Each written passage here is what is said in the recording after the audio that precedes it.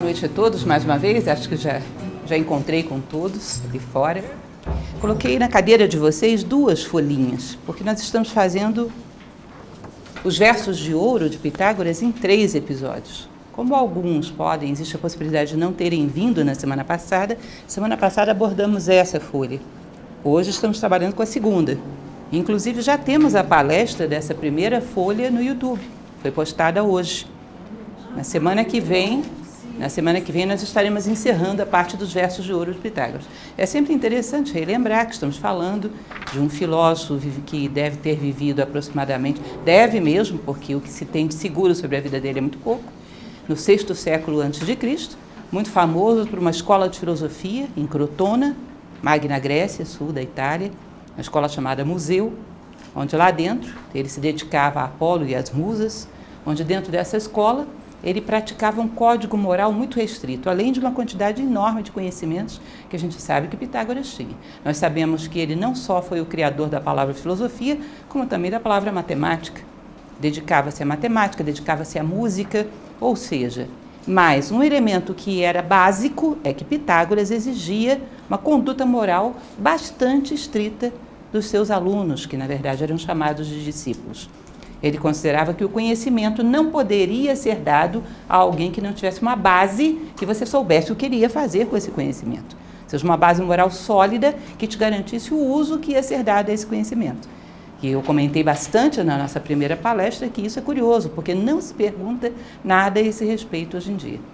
Ou seja, colocar o conhecimento em mãos inadequadas, você corre risco de que ele seja utilizado contra a humanidade. E os maiores danos que nós temos não vêm de mãos despreparadas, vêm de mãos muito bem preparadas, muito bem armadas por conhecimentos que elas não tinham suporte moral para sustentar. Então, esse é um elemento que dentro da escola pitagórica não haveria perigo de acontecer. Bom, a escola pitagórica foi destruída por um incêndio, na verdade ela foi criminosamente queimada por um aluno que não conseguiu penetrar lá.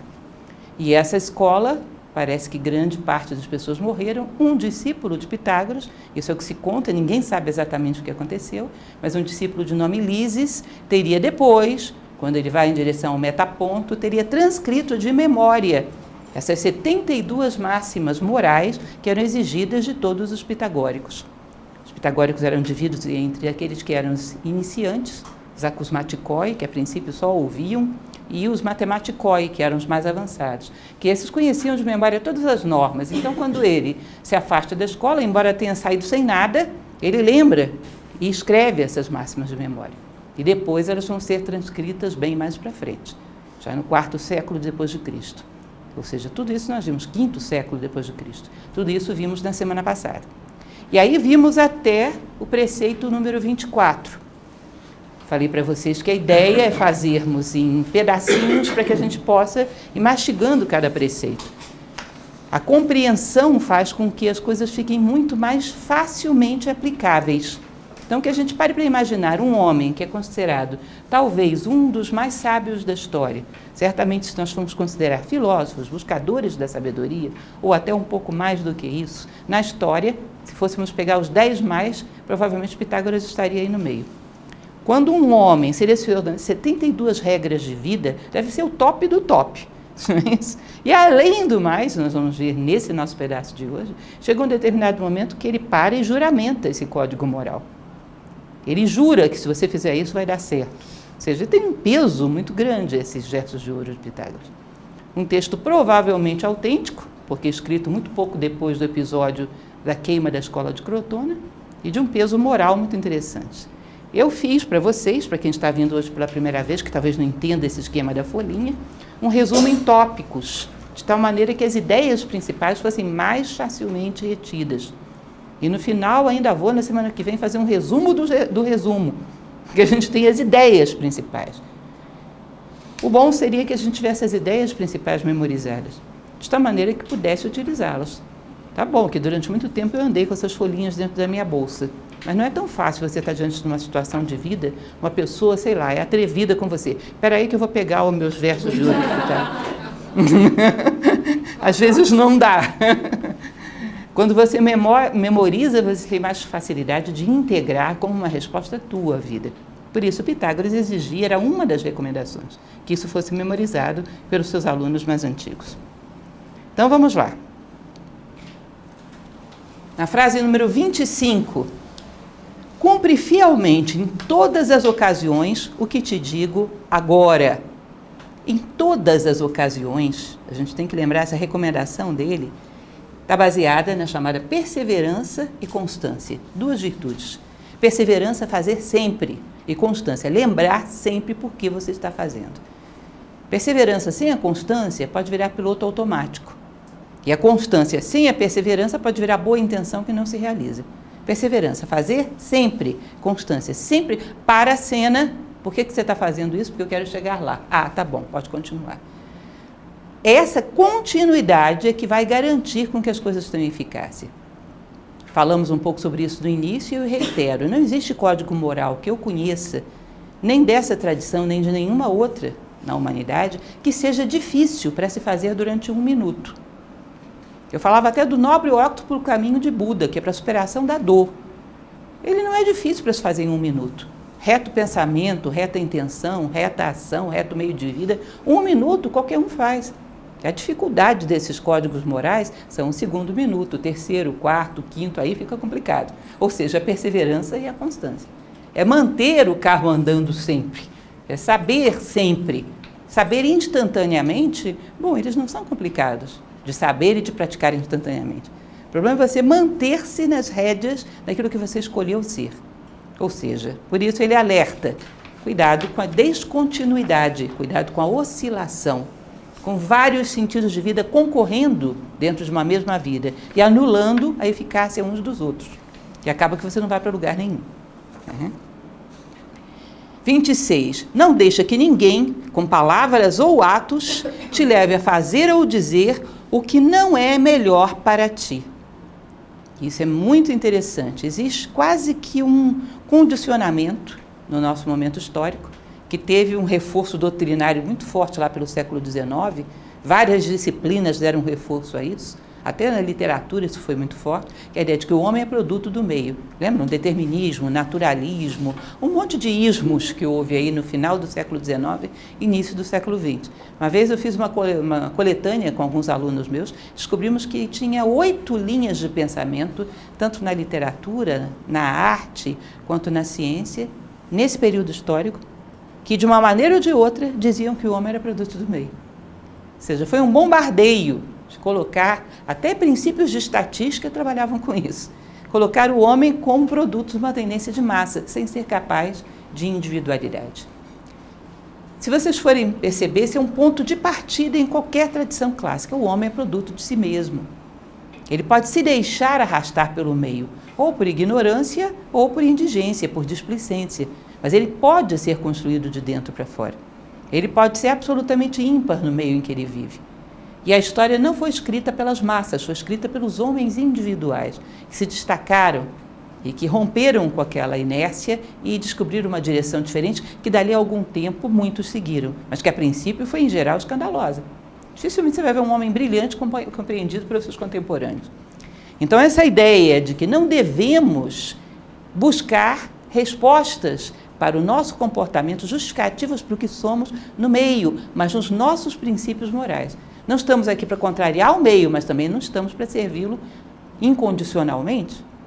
A carência afetiva, às vezes, é um elemento curioso, porque para ser aceito num grupo, eu me visto do psicológico, do mental, até o físico, conforme as regras do grupo.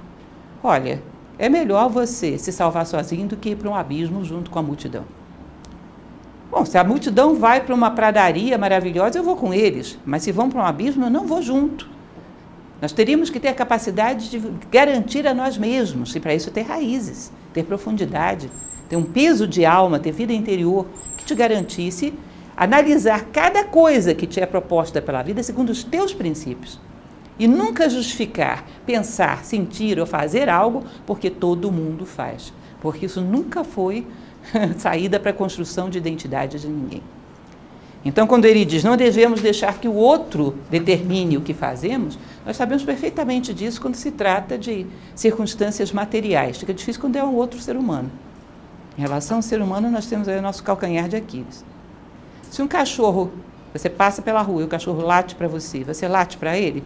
Não, ele é cachorro, eu sou ser humano, eu não lato. Ele pode latir à vontade, eu não lato. Vocês percebem que um ser humano, às vezes, está tão animalizado naquele momento, está tão embrutecido, que ele não é tão diferente de um cachorro? Todos nós, às vezes, temos os nossos momentos de cachorro, né? Infelizmente. Estamos tão embrutecidos, tão cegos, que não somos muito diferentes de um cachorro. Naquele momento, por que você vai tomar aquilo como um determinante de como você tem que reagir? Não delegue ao outro o direito de decidir o que você vai fazer. Seja ele o que for. Seja ele uma pedra, uma planta, um animal ou um outro ser humano, seja o que for. Eu não delego ao outro o direito de decidir. Aliás, a tradição indiana conta uma história muito bonita, onde fala de um herói, que é a tradição hinduísta, é politeísta, né? Surge um deus diante dele, que é Indra. E ele tinha que optar entre o céu de Indra e a honestidade. Ele opta entre a honestidade, larga Indra para lá e vai embora. Vocês já ouviram falar sobre isso? É uma história muito bonita. Um jovem príncipe Yudhishthira que caminhava para o céu de Indra com seu cachorro. Atravessou muitas dificuldades, resumindo muita história. Ele chega lá, Indra abre as portas do seu céu e diz: seja bem-vindo, príncipe. Mas esse cachorro não. Imagina, não vira lata, você vai entrar com esse animal. Não, esse cachorro não. Aí ele olha o seu amigo fiel, que tinha atravessado tanta adversidade com ele. É muita desonestidade abandonar um amigo desse num momento como esse. Entre o céu de Indra e o cachorro, ele fica com o cachorro. Oh, vai embora, tá bom. É? Não preciso do céu de Indra. Aí o cachorro se metamorfoseia e era um deus também, era o Dharma. Se ele tivesse aberto mão de um cachorro para poder entrar no céu de Indra, ele não merecia o céu de Indra. Vocês entendem? O que depende da minha ação? Dos meus princípios. Ele foi digno por isso. Minha ação depende dos meus princípios. Não depende da opinião nem de Indra, seja lá do que for. Essa coerência, esse respeito, que é uma das coisas que esse código vai falar muito, vem do fato de termos vida interior. Respicerer, olhar mais uma vez, saber que existe vida dentro de você, que essa vida tem que ser considerada. Não podemos considerar apenas aqueles que nos apreciam desde fora, mas aquilo ou aquele que nos aprecia desde dentro. E respeitá-lo em primeiro lugar, senão você não vai respeitar mais ninguém. Vai ter um jogo de interesses com o outro, mas verdadeiro respeito, você não respeita os demais, não sabe ver aos demais, você não vê a si próprio em profundidade. Uma questão de paralelismo, superficial em relação a mim mesmo, superficial em relação a você, em relação a todo mundo. Tá? Pensa e delibera antes de agir, para que não cometas ações tolas. Falei para vocês, na aula passada, que esse é um dos preceitos mais reiterativos. Nós temos ele aqui, lá embaixo no 40, ele vai falar a mesma coisa. Pensa antes de agir, pensa antes de agir. E veja bem, eu posso passar para vocês as instruções mais maravilhosas do mundo. Os versos de ouro de 10 filósofos diferentes, se eles tivessem versos de ouro, passar tudo de mais belo que já foi escrito na humanidade. Isso ficar armazenado no plano mental. E na hora de agir você não pensa, não lança mão de nada disso. Age com a cólera, com a fúria, com o impulso. Para que adiantou? Vocês percebem que toda a informação é inútil quando você não segura as rédeas do teu eu animal? Não tem formação? Platão chamava isso de coragem. Saber manter o domínio da razão em situações limite, que geralmente são de medo e de desejo. Parem para pensar, é um detalhe um pouco constrangedor, mas é importante que a gente constate que, aliás, esse código moral foi feito para trazermos para dentro de nós, compararmos com o que temos hoje, para sabermos quais são as arestas que temos que polir. Se pegarmos as decisões mais importantes da nossa vida, principalmente aquelas que tinham uma certa carga emocional, porque eram importantes, vocês vão perceber que, na maior parte delas, decidimos emocionalmente. A maior parte delas. Não decidimos com a razão, lançando mão dos nossos princípios mais elevados. Decidimos emocionalmente. Agora parem para pensar um outro aspecto importante também. Imaginem que os reinos da natureza nós compartilhamos com alguns seres. Por exemplo, o plano físico com o reino mineral, o plano energético com o reino vegetal, o plano emocional com os animais. E no plano mental nós entramos sozinhos. Então, quando você decide através das emoções, não é diferente, por exemplo, se você tivesse um cachorrinho, situação ridícula número 2. Já dei um exemplo ridículo número 1, né? Vai o ridículo, são os melhores para a gente guardar. Você chega em casa, você tem uma decisão importante para tomar, pega o seu cachorrinho, coloca 2 tigelas de ração iguaizinhas, uma à esquerda, outra à direita, e solta. Se ele for para a esquerda é sim, se ele for para a direita é não. Aí você diria, é louco. Não, qual é a diferença entre o cachorrinho interno e o externo? Nenhuma, é tudo cachorrinho. São decisões impulsivas, baseadas em interesses, em medo ou desejo, na dualidade da consciência animal. Não tem nada de humano, aí o cachorrinho externo não é tão diferente do interno. Ele decide por pânico, por medo ou por desejo, ou por paixão. É o ratinho no labirinto, ele vai por medo ou ele vai por desejo do queijinho. Essa dualidade nada tem de humano. Então isso pareceria ridículo, mas quando decidimos a partir das emoções, não achamos que é tão ridículo, que achamos que temos uma identidade muito grande com as nossas emoções, que de fato não temos. As nossas emoções são, muitas vezes, para não dizer na quase totalidade dos casos, fruto de condicionamentos. Eu gosto disso porque fui ensinada a gostar. Talvez você poderia ensinar a si próprio a gostar de coisas mais qualificadas do que isso, depurar o gosto, se insistir, pode conseguir. Você pode reconstruir a si próprio no plano emocional. Aprender a gostar do que é bom e rejeitar o mal. Se você percebe que você rejeita coisas que são construtivas, que são boas, e que aceita coisas que contrariam os seus princípios, pode mudar até o paladar físico, até a percepção do gosto dos alimentos, a gente muda por uma questão de vontade. Isso não é você, isso é um condicionamento. Se eu tivesse nascido em outro lugar, gostaria de outras coisas, rejeitaria outras. Quantas vezes a gente já rejeitou coisas boas por caprichos do emocional? Porque eu sou assim. Não, você não é assim, você está assim. Se isso não é bom para você, construa, mude. Isso é chamado formação de caráter. Formação de caráter, falando num português bem claro, é aprender a gostar do que é bom e rejeitar o que é mal do ponto de vista dos princípios, valores e virtudes humanos, e não do ponto de vista de opiniões particulares. Daquilo que nos leva para o ápice da pirâmide humana. Valores, virtudes e sabedoria. Aliás, falávamos um pouco na semana passada que até o tempo se mede assim, por passos em direção a esse ápice da pirâmide. Senão você teve tempo ilusório, tempo de relógio, não tempo real. Tempo real mede-se por passos em direção ao ideal humano. E se você não deu nenhum, não entrou no tempo. Está lá no caos primordial. Entrou ainda em Cronos, o tempo. A gente tem que atravessar Cronos para chegar até Zeus, o Olimpo. Nem pisou no tempo, às vezes. Porque tempo é deslocamento em direção ao ideal humano. É crescimento como ser humano. Bom, continuando. Pensa e delibera antes de agir, para que não cometa as ações tolas, porque é próprio de um homem miserável agir e falar impensadamente. Miserável aqui ele não quer dizer no sentido pejorativo de querer ofender o cidadão, mas miserável no sentido de que vive na miséria, na dor, porque constantemente está sofrendo consequências de ações que não foram suas. Sabe aquela história de eu estava fora de mim? Vocês nunca se disseram isso? Por que eu fiz isso? Eu estava fora de mim, estava fora de você mesmo. Mas para isso você tem que saber quem é você, para poder perceber quando está fora e cada vez mais corrigir essas fugas de si próprio. Platão ele costumava dizer que uma das coisas mais fundamentais para você fixar é a identidade. Quem é você? Imagine, se Platão chegasse aqui e te perguntasse isso. Quem é você? Isso é uma pergunta muito inquietante, porque a gente fica sem saber o que dizer. Eu acho que é a pergunta mais curta e mais inquietante que existe. A gente começa a tirar carteira de identidade, CPF, e-mail, WhatsApp do bolso. Imaginem Platão olhando para esse monte de papelzinho assim. Meu filho, você é isso? E se perder isso, você fica sendo quem? Você percebe que isso não ia convencer? Quem convenceria o Platão? Você dizer, eu sou uma pessoa cujo sentido de vida é a justiça. Eu não vou sair do mundo sem me tornar mais justa do que eu sou hoje. Aí ele pode dizer, então eu sei. A Lúcia é uma pessoa que está buscando a justiça. Acabou, já sei quem é você. Na hora que eu encontrar você buscando outra coisa que não é justo, eu sei, você está fora de si. Aí você tem que analisar o que era que tinha lá, que era tão atraente que te roubou de si mesmo. Porque da próxima vez que você passar por ali, passa com a atenção redobrada, para não cair segunda, terceira, quarta, quinta vez no mesmo elemento. Isso é estratégia de guerra. Fui derrubado por esse inimigo, eu vou estudar o inimigo. Na próxima vez que eu passar por ele, pode ser que ele me derrube de novo, mas vai ser um pouco mais duro. Vou passar mais bem preparado. As coisas que me roubam a mim mesmo, eu tenho que manjá-las e desenvolver uma estratégia, uma resposta para elas antes que se apresentem. Daí que vocês vão ver que ele fala muito sobre a necessidade do diário, que é uma reflexão diária sobre como você se comportou hoje em relação ao teu sentido de vida, à tua identidade. Não pode deixar para amanhã. Todos os dias teríamos que ter isso.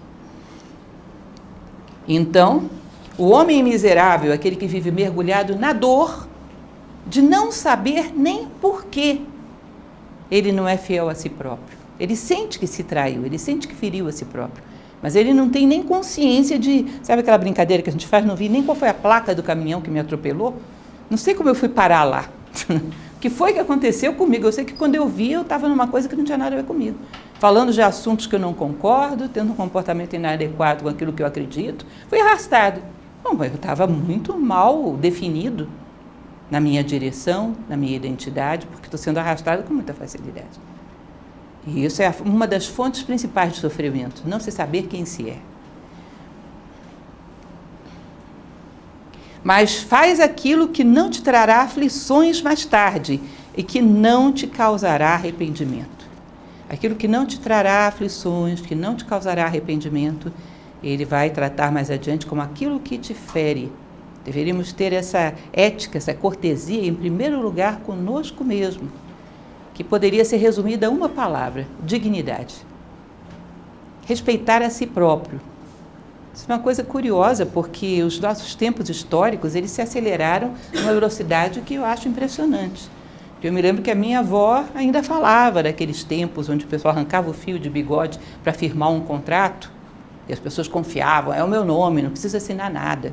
Aqui um fio de bigode que garante que eu vou te pagar. Havia uma certa dignidade em torno do nome, daquilo que dizia respeito a você, ou seja, meu fio de bigode tem valor. Hoje você faz 300 carimbos em cartório e não vale absolutamente nada. Não existe nada que garanta aos homens nenhum tipo de comportamento ético na sociedade se eles não respeitam a si próprios. Dignidade. Dignidade é vida interior, reconhecimento dessa vida interior e não querer expor a si próprio a situações que você não merece. Não querer ferir a si próprio. Então, eu não mereço isso, não vou descer a isso. Não tem nada a ver comigo, não tem nada a ver com a minha identidade e não me preenche em nada.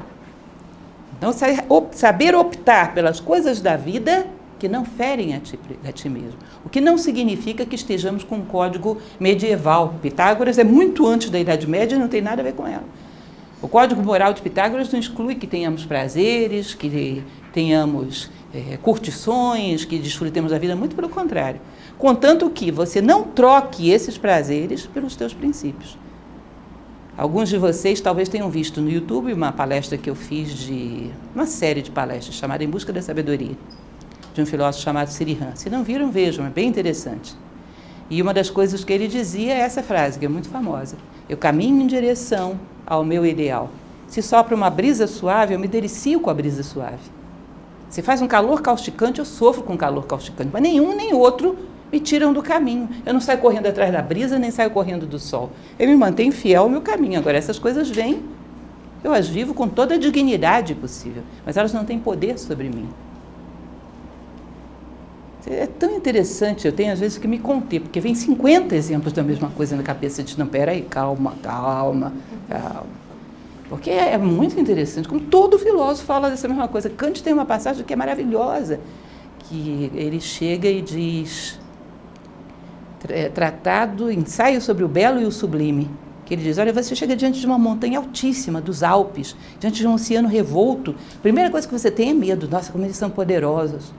Logo em seguida ele diz: tem que vir um sentimento de dignidade. Eles são poderosos, mas eu também sou. Eles podem me matar, mas não podem me corromper. Tem algo em mim que eles não podem tirar, com todo o poder deles. Eles não podem roubar de mim a minha dignidade. Eles podem tirar a minha vida física, mas a minha dignidade, nada, ninguém pode tirar. Portanto, eu sou tão grandioso diante deles, quanto eles são diante de mim. Eu não roubo a dignidade deles, se eles não permitirem. Que eles não roubam a minha, se eu não permitir.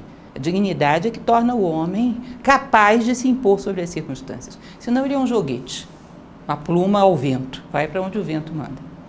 Tá? Então, essa questão, claro, dentro de um código moral, é muito importante. A virtude da dignidade. Não faz nada que sejas capaz de entender. Isso se complementa com a seguinte: porém, aprende o que for necessário saber. Desse modo, tua vida será feliz. Existe uma oração indiana, Vedanta, que diz: Senhor, meu Deus, que eu faça hoje o melhor que posso, mas que amanhã eu possa mais. Ou seja, eu vou ao limite das minhas possibilidades hoje, mas que amanhã esses limites sejam mais amplos. o que eu vou fazer hoje? Eu tenho que entender e aprovar segundo os princípios que tenho hoje, mas que amanhã eu veja mais, que me permita poder mais, alcançar mais seres humanos, alcançar mais profundamente a mim mesmo. Então, o que a vida te propõe hoje, você tem que analisar e submeter aos seus princípios. Não faça nada mecanicamente. Platão falava nas suas leis que toda lei teria que ter um preâmbulo explicativo, porque uma lei não é para gerar mecanicidade, é para gerar consciência. É por isso que temos os problemas éticos que temos hoje em dia. Porque nós achamos que uma lei é para gerar uma obediência mecânica. Lei é para gerar um estado de consciência de tal maneira que num outro momento você já não precise mais daquela lei. Se ela não gera um estado de consciência, na hora que ela cair, você volta a ter um bando de animais, mal adestrados. Então, há que entender aquilo que fazemos. Cada coisa, cada situação. Às vezes, uma mesma situação, em momentos diferentes da vida, refletir sobre ela. Talvez agora a resposta seja outra. Deixa eu ver as possibilidades que eu tenho agora. Olha, não tem jeito, gente. Não dá para aplicar rótulos à vida. Se existe um campo onde a preguiça é fatal, é no plano mental. Toda vez que acontecer tal coisa, eu respondo assim. É cômodo, mas é falso. Inexoravelmente falso. Toda vez que a vida apresentar uma situação, você vai ter que olhar, ver os princípios que estão por trás, ver a particularidade dessa situação e emitir uma sentença que só vale para essa situação. Não se repete nunca mais na história. Querer respostas prontas, e quem dá respostas prontas, em geral, está manipulando. Porque sabe que não vai haver uma resposta só que sirva para situações muito diferentes. Cada momento da vida vai estar revestido de uma particularidade que não vai se repetir nunca mais. Alguns de vocês devem ter visto uma palestra, que eu nem me recordo mais qual foi, já repeti várias vezes esse exemplo também, em que chegava uma pessoa para o Buda e perguntava: Senhor, existe Deus? Ele dizia: não. Chegava outro e dizia: Senhor, existe Deus? Ele: sim. Aí chega um terceiro: Senhor, existe Deus? Você que sabe. Aí o discípulo que estava ao lado, Ananda, que era muito perguntador, ainda bem, porque senão a gente não entenderia nada. A Ananda chegou: mas isso foi contraditório, você respondeu a mesma pergunta, você respondeu 3 coisas diferentes. Não, eu respondi a mesma coisa, Ananda. Você ouviu mal. Como assim? Você disse que sim, que não, que você que sabe. Pois é, mas o primeiro era um contestador. O que eu dissesse, ele ia pensar o contrário. Então eu disse para ele: não, ele vai pensar assim. O segundo era um homem que confiava em mim, portanto o que eu dissesse ele ia levar em consideração. Então eu disse sim, ele vai pensar assim. O terceiro é o tipo de homem que não aceita nada a menos que ele mesmo encontre. Então eu disse para você: quem sabe ele vai procurar, tem chance de achar. Se eu dissesse, ele não ia aceitar. Ou seja, eu respondi de maneira a colocá-los o mais próximo possível de algo que era uma coisa só para os 3. Ou seja, cuidado com rótulos, com respostas fáceis. Os caminhos fáceis mentem. Então, saber analisar cada situação da vida, mas procurar que no dia seguinte tenhamos mais elementos. Tem muitas coisas. Por isso eu, às vezes, pego um livro, faço questão de pegar o mesmo livro que eu li há 20 anos atrás, há 10 anos atrás, com as minhas marcas, com as minhas anotações, para eu olhar e dizer: hoje eu não comentaria mais isso. Hoje eu não diria mais exatamente isso. Porque são outros elementos que a vida vai te dando.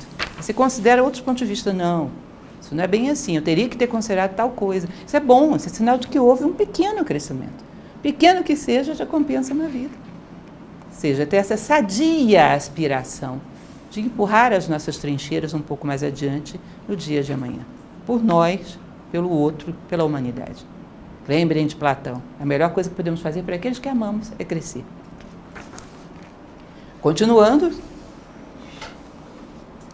Não esquece de modo algum a saúde do corpo. Aqui é uma sequenciazinha que tem que ser lida juntas, vejam bem. Não esquece de modo algum a saúde do corpo, mas dá a ele o alimento com moderação, o exercício necessário e também o repouso à tua mente. O que quero dizer com a palavra moderação é que os extremos devem ser evitados. Os estoicos diziam: nada em excesso. Então o corpo é um veículo. Eu tenho um veículo estacionado lá embaixo, acho que a maioria de vocês, se não morar muito pertinho, deve ter também. A gente trata ele bem, não é isso? Mantém os pneus calibrados, cuida mecanicamente da melhor maneira possível, ele nos serve. Isso aqui também é um veículo, é lógico que vamos tratá-lo bem. Mas, se eu chegar para você e disser: não venha na palestra semana que vem que vai gastar os pneus do seu carro. Você vai rodar, Vai gastar. Você vai dizer, mas ele foi feito para rodar. Não tem sentido. Então, eu estaria apelando para um extremo de querer poupar tanto esse veículo a ponto de colocá-lo entre algodões e fazer dele o sentido da minha vida.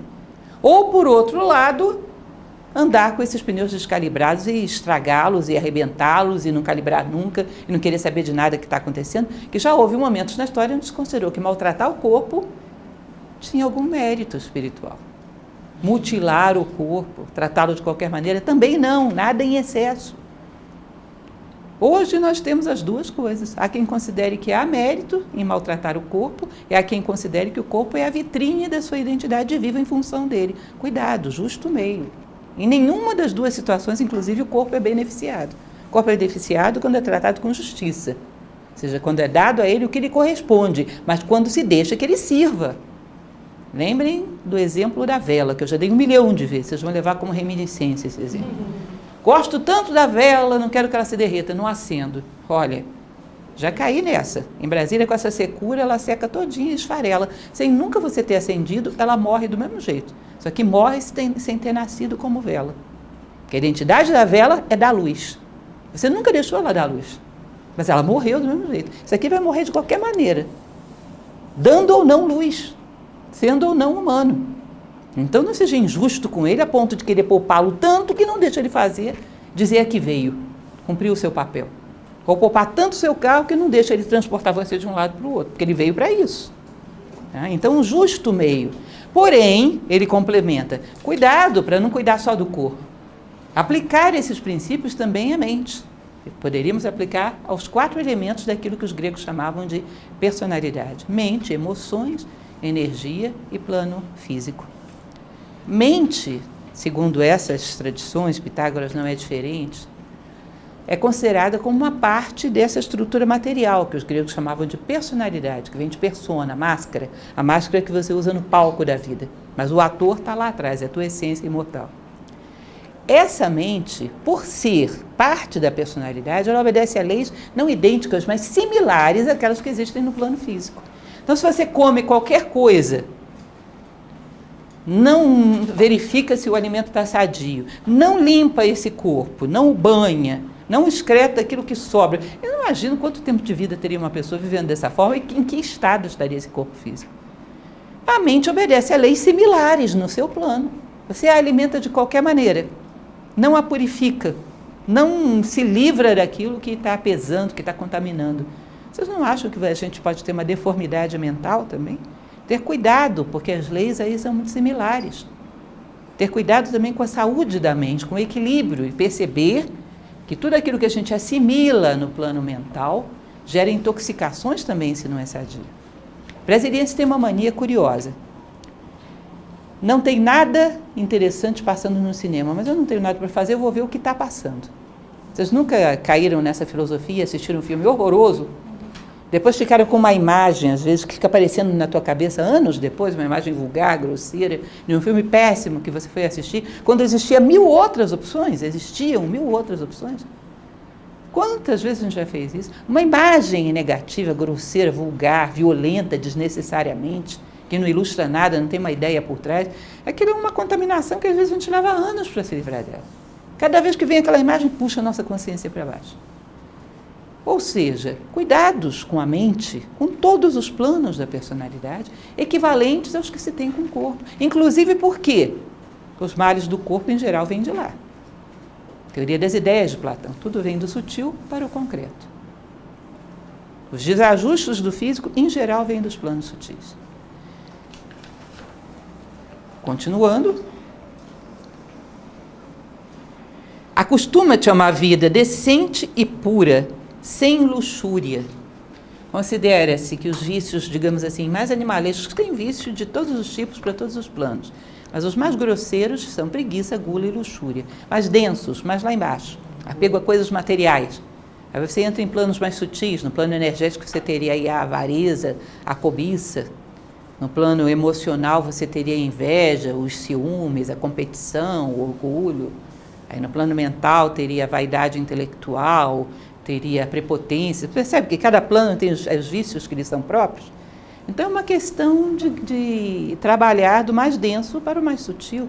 Se não controlamos nem a parte mais grosseira nossa, fica difícil passar para o segundo degrau. A natureza não dá saltos. Preguiça, gula e luxúria, perdão, são o eu animal na sua manifestação mais densa, mais grosseira. Nós teríamos que garantir que nós somos um pouco como o centauro grego, o humano dominando o animal e não o contrário. Que nós temos as rédeas do eu animal. Eu aconselho para aqueles que ainda não assistiram, tem uma palestra que eu gosto bastante, que é a Evolução Humana segundo a Tradição Oriental, que são 10 bolinhas de nanquim. Alguém já viu essa palestra no YouTube? São 10 bolinhas de nanquim de um homem brigando com um touro. É a história da vida do ser humano. É ele se engalfinhando com aquele touro, a hora que o touro domina ele, a hora que ele domina o touro, até o final da história, que eu não vou contar, é a história da condição humana, da ignorância até a sabedoria. Não tinha texto, gente, eram só 10 bolinhas de nanquim. Muito, muito interessante. Aí você vê essa luta com o eu animal, para dominá-lo, para submetê-lo, ele não é mau. Vocês vão ver que é a mesma coisa que nós temos lá na alquimia medieval, na obra em negro. A descida aos infernos, para ver o zoológico que tem dentro de você. Não para eliminá-los, mas para educá-los, colocá-los no seu devido lugar. Os instintos são uma interface que fazemos com a sobrevivência, precisamos deles. Mas eles não podem dominar a nossa vida, estão no lugar errado. Assim como o cachorrinho não pode decidir as coisas importantes da minha vida, eu também não posso deixar os instintos estarem à direção da minha vida. Então, deixar-se dominar por preguiça, gula e luxúria nunca. É o degrau mais grosseiro da condição humana. Evita todas as coisas que causarão inveja. Pensa numa coisa que o taoísmo fala disso o tempo todo, e eu tenho visto o Tao Te Ching atualmente, nós estamos fazendo essa série, o taoísmo fala o tempo todo que a inveja não é algo que dependa só de quem a pratica, porque muitas vezes a gente se vitimiza. As pessoas têm inveja pelo que eu sou, coitadinho de mim. Lao Tse fala constantemente que a inveja tem a ver com a maneira como você ostenta o êxito. Você fere as pessoas. A maneira como você ostenta o êxito, quando está carregada de vaidade, de egoísmo, fere os demais. As pessoas sentem que você tem algo que é só para você. Não é para todos, não é para compartilhar, não é pelo bem geral. Então, sempre a inveja, ela polariza com o egoísmo. Quando você ostenta algum êxito de forma egoísta, isso vai ferir aqueles que fracassaram, aqueles que não têm esse êxito, aqueles que ainda não obtiveram.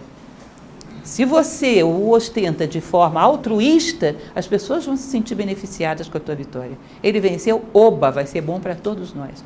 Há pessoas que são assim, que a sua vitória não fere, que as suas virtudes não pesam, não é pontiagudo naquilo que obtém.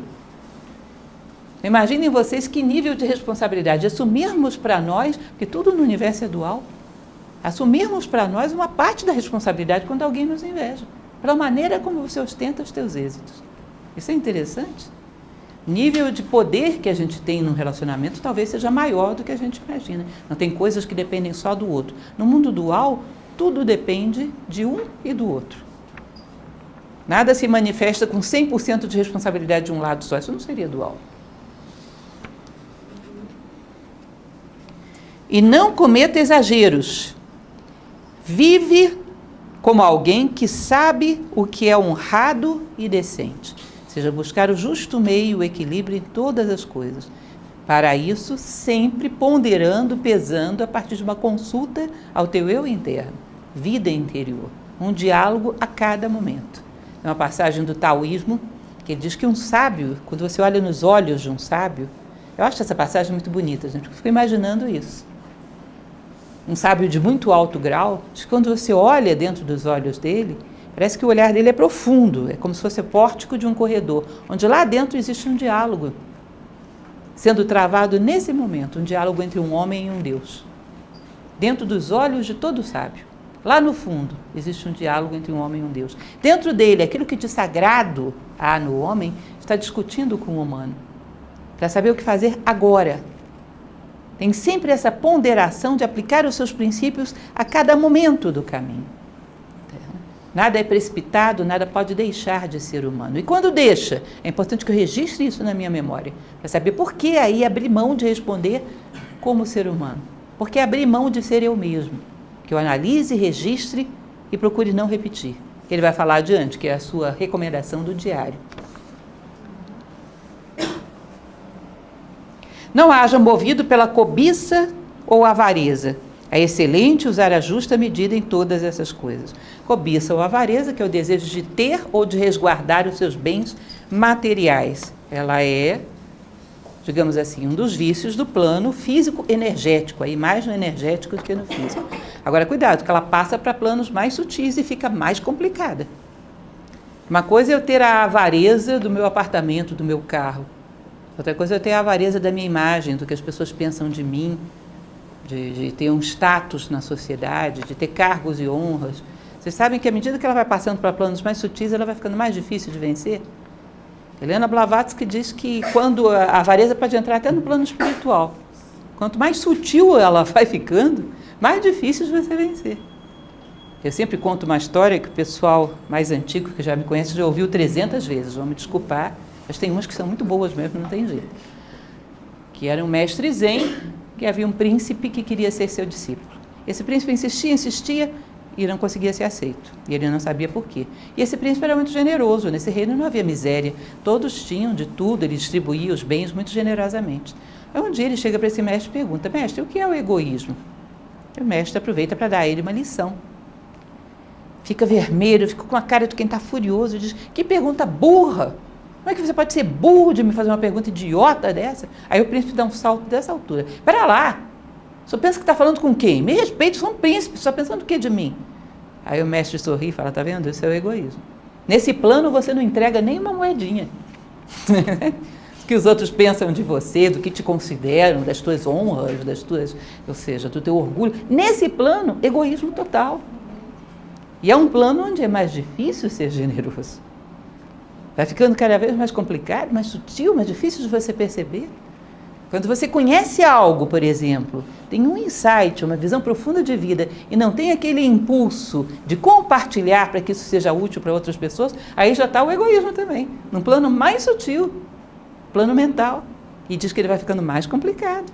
Imagine, a gente está aqui porque houve um homem que fugiu, queimado, perdeu tudo, saiu só com o próprio corpo, mas antes de morrer eu tenho que escrever isso aqui, vai ser útil para alguém. Imagina se houvesse egoísmo no plano mental de Lises. Não teríamos os versos de ouro. Quanta coisa temos porque alguém lá atrás venceu o egoísmo. A gente tem essa dívida com o futuro também.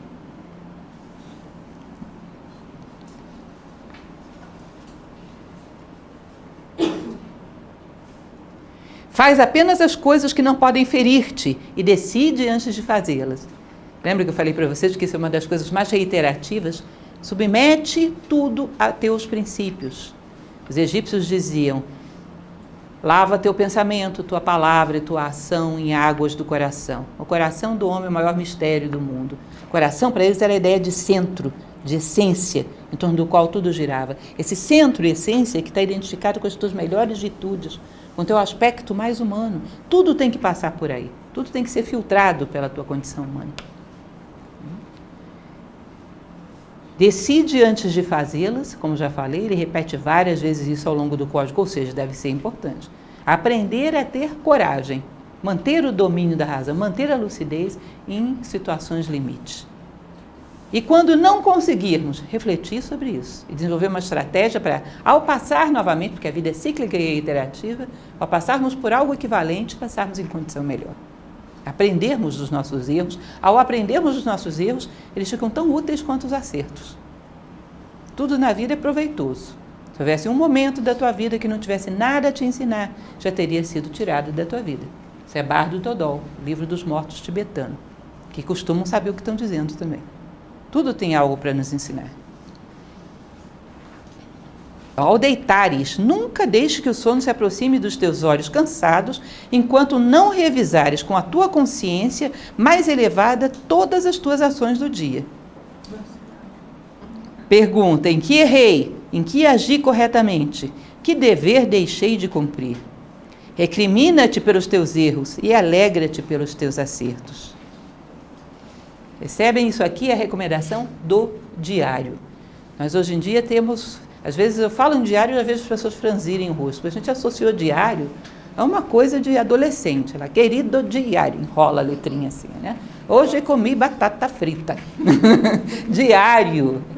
Ele tem uma equação muito simples, matemática, cartesiana.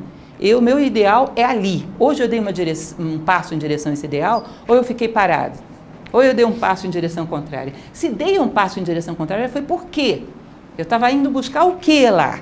O que era mais atrativo para mim do que a minha própria identidade? Amanhã eu desenvolvo uma estratégia para reverter isso. Se eu dou 100 passos nessa direção, sem perceber, sem avaliar, sem trazer a minha consciência, pode ser que num determinado momento eu tenha me afastado tanto do meu ideal que já não dê mais, não haja mais retorno. Então, a cada passo, avaliar em que direção ele foi dado e por quê. E corrigir-se no dia seguinte. Perceber o que estava por trás, trazer à luz as motivações que nos roubaram de nós mesmos, os elementos que nos atraíram para a tangente da nossa trajetória verdadeira, o que está me roubando de mim mesmo. E desenvolver estratégias para o dia de amanhã. Lembrem que eu também comento muito nas minhas palestras sobre planejamento de tempo que fazia Jung, eu achava aquilo impressionante. Eu vou dominar tal tendência, aí o meu corpo físico vai dizer tal coisa, eu vou responder tal coisa para ele. Eu vou dominar, eu vou desenvolver tal virtude, aí a minha vaidade vai dizer tal coisa, eu vou responder tal coisa para ele. Ele já imaginava o que os seus defeitos iam dizer e já respondia. Os defeitos não tinham nem aberto a boca ainda. Ele já sabia o que dentro dele ia se manifestar, as forças da resistência e como ele ia responder a elas. E ainda botava nome físico nos defeitos, não sei como ele não enlouquecia com aquilo. Mas dava certo. Seu planejamento estava em função do ser. Esse ano vou vencer tais más tendências, vou crescer em tal direção. E vou ter que enfrentar tais resistências e vou enfrentar com essas ferramentas. Ou seja, não deu tempo nem do teu defeito abrir a boca, você já respondeu. Assim vai dar. É muito provável que dê. É um nível de autoconhecimento, de saber lidar com a adversidade interna. Lembrem que isso é reiterativo. A arte da guerra, de Sun Tzu. Verdadeiro guerreiro não luta. Ele é tão vitorioso sobre si mesmo que a guerra externa não chega a se estabelecer. Dhammapada budista, maior do que aquele que vence a 1000 homens em batalha é o que vence a si mesmo. Então, todo mundo está dizendo a mesma coisa. Que a batalha mesmo feia é dentro de nós. Você venceu essa, tudo do lado de fora fica mais fácil. Tudo mais será dado por acréscimo, né? Busca seu reino em primeiro, buscai seu reino em primeiro lugar. Ou seja, ponha-se no seu lugar. Tudo vai ficar mais fácil. Então, o diário era um auxiliar de consciência. E quando você traz a consciência para dentro da tua vida diariamente, sabe o que vai acontecer? Na hora que você está cometendo algo que fere os teus princípios, fere a tua dignidade, a consciência vai dizer, e você vai ter que assumir isso de noite no diário, viu? É melhor não. Soa o alarme na hora, você já não tem mais o benefício da impunidade. Isso aí que você está fazendo, hoje à noite, hein? 10 horas a gente se encontra. Você percebe que não dá para passar escondidinho? Não dá. Então você começa a ter uma vigilância. Roger Scruton diz que é como se fosse uma coruja pousada no nosso ombro o dia inteiro. É mais ou menos assim. Você fez uma... Piu! O cara fica quieto. Não tem mais. Então, é interessante, você traz a consciência em períodos curtos para dentro da vida. Pratica integralmente todas essas recomendações. Perdão, eu pulei o 44, né? Recrimina-te pelos teus erros e alegra-te pelos acertos. Como uma criança, aprenda a valorizar. A criança dava 2 passos e caía. A mãe achava uma gracinha. Hoje ela deu 3 e caiu. Ela achou mais gracinha ainda, ela deu 3 passinhos.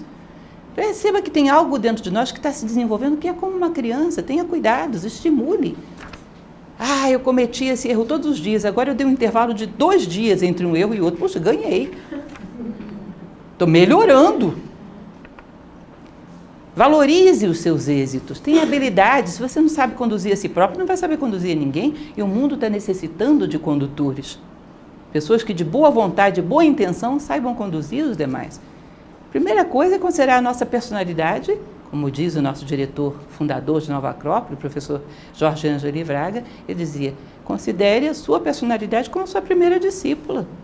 A primeira pessoa que você tem que educar é a sua personalidade, então tato com ela. Vai feri-la inutilmente, corrija nos defeitos, mas valorize os pequenos êxitos e vá conduzindo degrau por degrau. Como se estimula uma criança que agora deu 3 passinhos. Pratique integralmente todas essas recomendações. Medita bem nelas. Tu deve amá-las de todo o coração. Uma coisa é você fazer uma coisa porque o Pitágoras disse. Outra é você se apaixonar por isso. Como é lindo. Como eu amaria ser assim. você vai ter o triplo do estímulo para fazer. Aí você entende como correto e você ama. É o plano emocional e o plano mental na mesma direção, já é uma dupla força. Ou seja, aprender a apaixonar-se, amar aquilo que é nobre, justo e bom, depurar o gosto. Aprender a amar esse código como um privilégio que surgiu na nossa vida.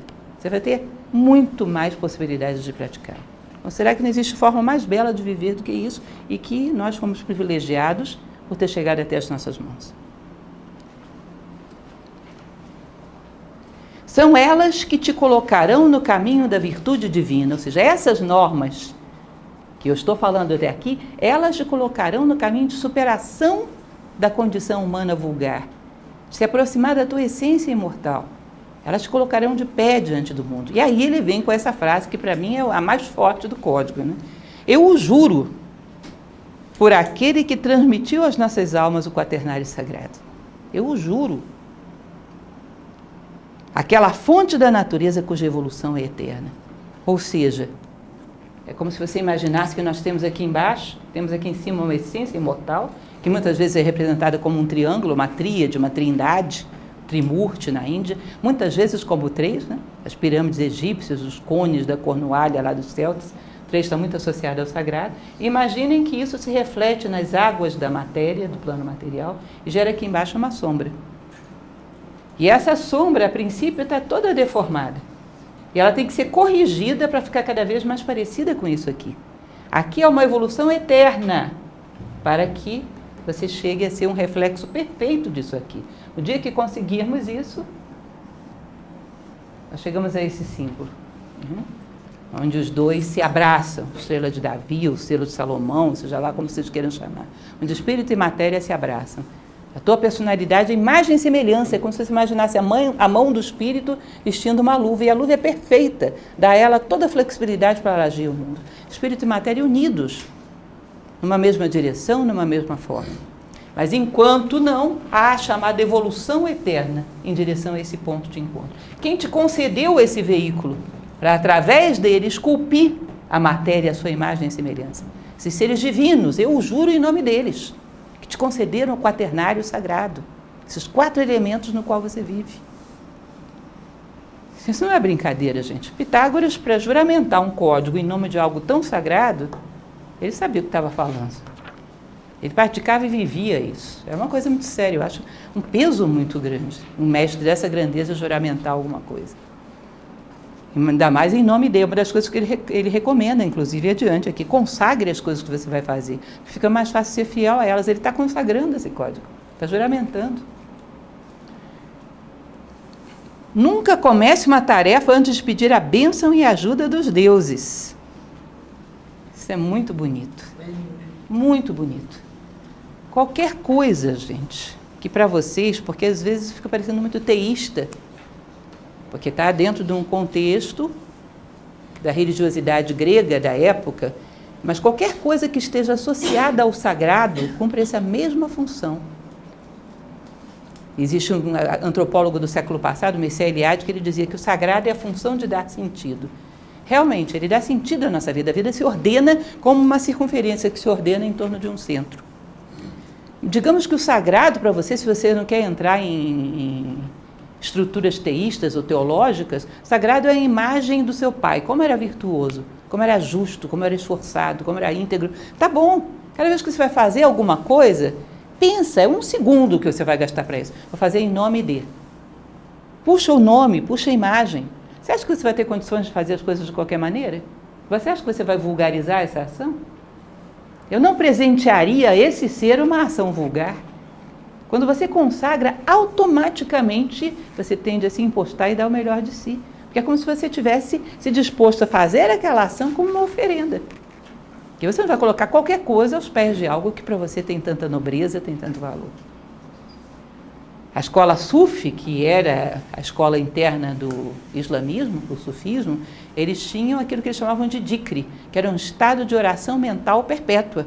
Estava fazendo qualquer coisa para você garantir que você não desvia, não perde o foco, não faz as coisas de qualquer maneira. Eles estavam num estado, eles elegiam, que era incomunicável, algo que para eles tinha um valor muito sagrado, podia ser uma oração, uma imagem de uma pessoa, a imagem de um Deus, fosse o que fosse. E ficavam com isso repetindo no plano mental, o tempo todo.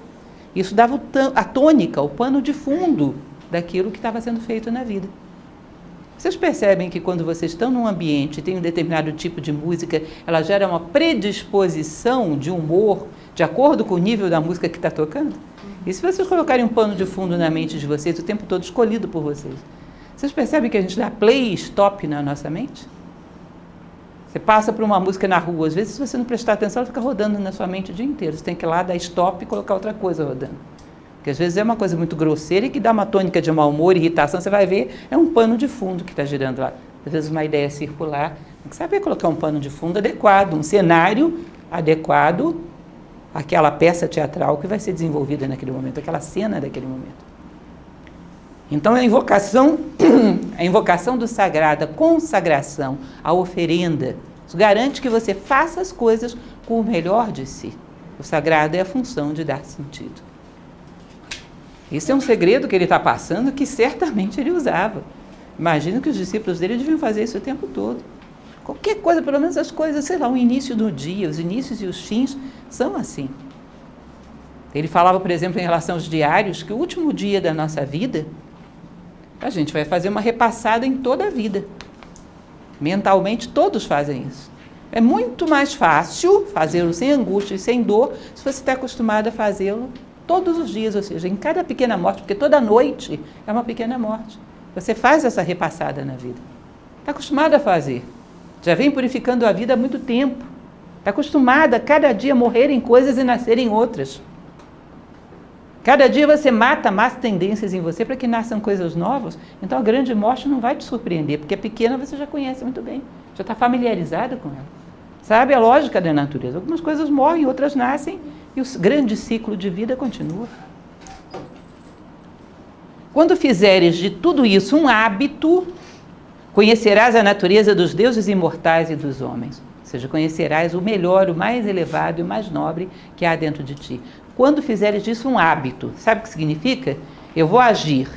Que foi o que Platão falou que eu deveria fazer nessa circunstância? Tá bom, você está fazendo orientado por princípios que você considera como nobre, justo, bom. Não porque Platão falou, mas porque você refletiu e chegou a essa conclusão. Mas muito melhor ainda vai ser quando essa circunstância surgir e você automaticamente responder daquela maneira. Significa que esses princípios não são mais de Platão, são teus, você integrou. É uma parte agora do teu corpo. Uma coisa cai no chão, eu vou com essa mão, ela é minha essa mão. Imagine com um princípio, uma coisa acontece, eu vou automaticamente respondo a ele com uma determinada reação, que agora não é mais do Platão, é minha, eu integrei, é parte do meu corpo. Como se fosse uma mão, uma perna, um olhar, é uma resposta minha à vida. Através do Platão, eu testei, assimilei e integrei. Quanto mais transformamos isso num hábito, mais isso vai nos permitindo, perceber o que há por trás desse monte de contaminações, de poluições, de ilusões, de desperdícios, de ruído que há no mundo. Vamos vendo as essências, nossa e das coisas. O segredo da busca da sabedoria, a moral, nada mais é do que uma grande forma de fazer faxina, tirar tudo aquilo que não é, para que se reste um certo silêncio, uma certa lucidez, onde a gente possa enxergar a nós mesmos e a vida à nossa volta. Eu sempre cito uma frase de Tolstói que ele diz: há quem passe por uma floresta e só veja lenha para a sua fogueira. Se ele não foi ali e nunca viu a vida que há numa floresta, ele só pensou na sua fogueira. Num determinado momento, parar as vozes do egoísmo, da manipulação, inteleger e escolher dentre tudo que tem aí, quem sou eu, quem é você, o que é a vida.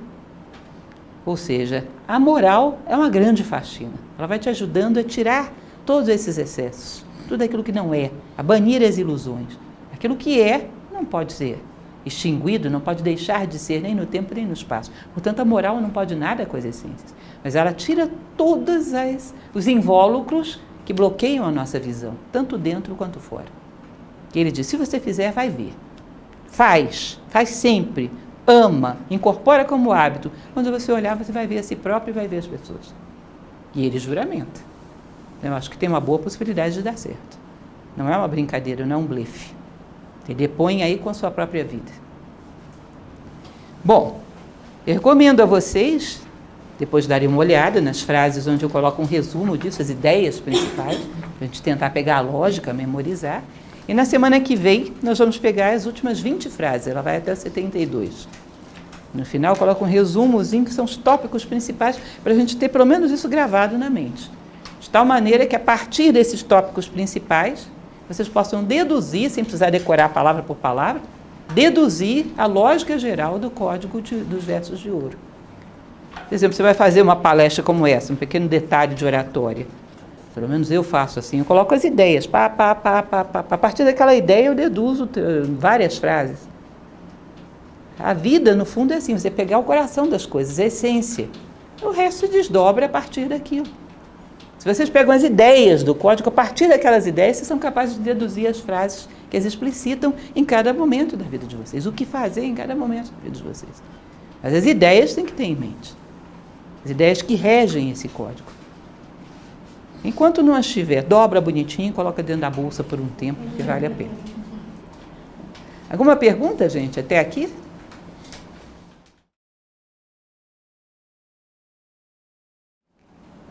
Ao deitares, nunca deixe que o sono se aproxime dos teus olhos cansados. Na verdade, aqui é uma continuidade em relação à frase seguinte. Lê junto com a seguinte, que você vai ver que tem sentido. Eu não deveria ter começado a seguinte com maiúsculo, né? Eu copiei como estava na fonte. Ao deitares, nunca deixe que o sono se aproxime dos teus olhos cansados, enquanto não revisares com a tua consciência mais elevada todas as tuas ações do dia. Ou seja, não durma sem fazer o seu diário. Aí é aquela história, não, mas um diário feito em tópicos, dessa maneira que eu falei para vocês, bem feito, você vai demorar uns 5 minutos. Se fizer bem feito, se fizer mais ou menos 2, 3 minutos. Aí você diz, não aguento 2, 3 minutos, estou muito cansado. Tem bolo de chocolate na geladeira. Ah, não estou tão cansada assim. O que é isso? A geladeira fica aqui pertinho. Ou seja, a regra do bolo de chocolate é infalível. Todo mundo tem 2 ou 3 minutos para ele, para o diário não. Vocês percebam que é uma hierarquia de prioridade? Pode ser que vocês não gostem tanto de bolo de chocolate, seja outra coisa, mas tem alguma coisa que tiraria vocês da cama para levar até a cozinha. Percebam que é uma hierarquia de prioridade.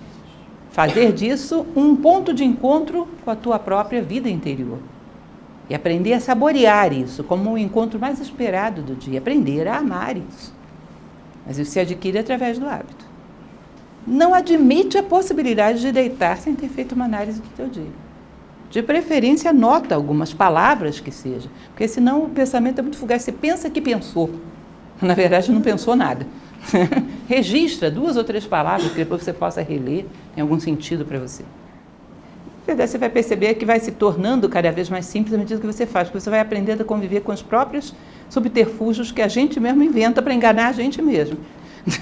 Então você começa a pegar um certo traquejo para lidar com as armadilhas da mente, com as desculpas da personalidade para justificar fazer sempre as mesmas coisas, nunca é culpa dela, são sempre circunstâncias externas. Você vai pegando o fio da meada, mas isso à medida que pratica. Não existem regras assim tão rígidas que façam dar certo, não. Vai dar certo à medida que você se tornar observador e rastrear a si próprio. Começar a observar as suas próprias respostas. Não fiz aquilo que eu deveria fazer de novo. Por quê? Ah, por causa do vizinho. Pelo amor de Deus. Você, se não tivesse o vizinho, você mudava para um lugar que tivesse um vizinho assim, porque você está precisando de alguém para ter como justificativa. Então você começa a pegar as tuas desculpas, começa a puxar o fio da meada, pegar as verdadeiras causas. Mas isso só com a prática. Você vai perceber que, na verdade, sexto sentido e fazer o que o seu coração está mandando não tem muito a ver com o emocional, não. Isso é algo de intuitivo. A natureza não dá saltos. O intuitivo se diz que é um atributo do ser, a sua essência espiritual. Está acima da mente. Se você não desenvolveu nem a mente, que dirá o que vem depois. O que nos corresponde nesse momento é orientar a nossa ação segundo princípios universais. O bom, o belo, o justo, o nobre, o verdadeiro. Você vai perceber que à medida que você organiza a sua vida assim, tem chance de passar para o degrau seguinte. De vez em quando tem uma chispa ou outra de intuição. Mas se não faz, não pense que você vai pular a mente e cair na intuição. A natureza não dá saltos. E é bom que enquanto a gente não tenha muito domínio mental, tenha uma certa dúvida nesses palpites da intuição que surgem, porque podem ser Nada mais do que golpes do emocional. Emoção e intuição. Podem ser. Podem ser golpes do emocional. Imagina uma pessoa... Gente, os nossos defeitos, isso daria mais uma palestra. Falava para vocês das estratégias, né, que a gente tem que descobrir. Os nossos defeitos, eles lutam para viver. Eles são estrategistas. Imagina você é preguiçoso. A preguiça não vai chegar para você e dizer, não levanta da cama não, porque eu sou preguiçoso mesmo. Isso seria imoral e você reagiria. Ela vai ver no que você acredita. Eu acredito em intuição. Eu intuo que hoje eu não devo levantar da cama. Eu acredito em astrologia. Não, hoje é o meu inferno astral, eu não devo sair de casa. Ou seja, ela vai pegar aquilo que você acredita e vai se disfarçar disso. Você tem que ter cuidado, porque se contraria os teus princípios, pode ser o que for, não faço. Não confio tanto, não tenho tanta intuição assim ainda. Me fazer contrariar princípios nesse momento, não. A intuição é mais espiritual do que os princípios, deviam me puxar para cima, não para baixo. Então tem que haver... Já contei em várias palestras que uma vez eu vi uma preguiça platônica. Isso eu nunca esqueci. Preguiça platônica. Nova Acrópole é um trabalho voluntário e eu comecei a fazer uma escola, era uma escola pequena, onde eu fazia tudo. Quando a gente começa é a gente, as cadeiras e um quadrinho. Aí eu estava limpando a sala, arrumando, chegou um aluno. Chegou, ficou meio assim, sentou.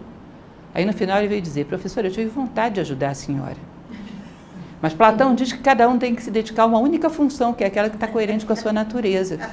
Eu não tenho natureza de faxineiro, portanto, eu seria um pouco coerente com a justiça platônica. Eu falei, pronto, uma preguiça platônica, nunca tinha visto isso. Tem preguiça intuitiva, preguiça platônica, preguiça astrológica, preguiça New Age, preguiça... tudo que você possa imaginar. Bobeou, ela encarna. Ou seja, você tem que saber para onde está te levando. Discordou de um princípio universal, cuidado. Intuição é mais nobre do que os princípios, não vai te puxar para baixo. Então, no nosso momento, é bom termos cuidado com os subterfúgios que vamos aprontando para nós mesmos justificarmos não estarmos fazendo aquilo que deveríamos fazer. E aprontamos muitas. Pegamos cúmplices externos, criamos confusão na vida, fazemos de tudo, no fundo, para boicotar nós mesmos. Para nós aqui. Muito obrigada. E só complementando isso, uma vez uma pessoa me fez uma pergunta, mas esse negócio de diário eu tenho medo, porque vai que alguém pega, invade a minha privacidade. Eu falei, olha, eu acho que você não está entendendo bem o que você vai colocar nesse diário. Mas uma pessoa pegar o seu diário e dizer, hoje eu não fui coerente com o princípio da justiça, e vou analisar por que eu não fui, pode ser até que ela aprenda alguma coisa com isso, vai que você publica depois. Você não vai escrever a vida do vizinho, nem a privacidade de ninguém, porque isso é absolutamente intranscendente e inútil. Essas notícias do dia, imagina se daqui a 10 anos vão fazer alguma diferença na tua vida. Um diário, quando é bem feito, daqui a 10 anos você lê, é interessante mostrar a estratégia que te levou a ser o que você é. Mostra o processo de construção de si próprio. Um diário, se alguém lê, é até uma inspiração para ele crescer também, não tem absolutamente nada. Aliás, se você tornar essa privacidade, se você não fizer o diário, vai ficar privado até para você não vai ver o que está acontecendo na tua vida. É importante que você veja essa privacidade do ser. Para onde que ele está indo, ou se ele não está indo para lugar nenhum, isso tem que se expressar para que você veja. Tem que fazer com que o ser se expresse no mundo para que você veja. Então, cuidado, para não confundirmos com a noção vulgar de diário. Esse diário que a gente acha que se o outro lê vai invadir a minha privacidade, você está colocando coisa inútil nesse diário. Se só tiver coisas filosóficas, eu garanto que quem lê o teu diário é muito filósofo, vale a pena até emprestar para ele. A maioria não vai se interessar, não vai ter interesse nenhum nisso. Entendem isso? É uma oportunidade de trazer conscientemente o ser para a cena da vida. E se você não fizer isso, vai ficar tão privado que nem você vai saber. Ela é originada, eu dei para vocês a primeira versão, que é a versão de Hierocles de Alexandria. Claro que em certos momentos eu li também Fabre d'Olivet, que é um clássico que traduziu esses versos para o francês. Mas a princípio eu peguei a versão original de Hierocles de Alexandria, de 430, que foi traduzida a princípio para o latim e depois foi traduzido para várias línguas. Fabre d'Olivet faz uma tradução muito famosa lá pelo século XIX, que tem um livro inclusive dele. Claro que eu cotejei as duas para poder pegar alguns elementos. Mas o básico dessa tradução é a original, de Hierocles. Hierocles ou Hierocles? Você sabe dizer? Não sei te dizer quais línguas ela passou, eu não saberia dizer. Deve ter passado por várias, né? Porque português é uma língua, normalmente chega lá no final da história. Por isso eu comparei com duas versões, para ver se o essencial estava mantido.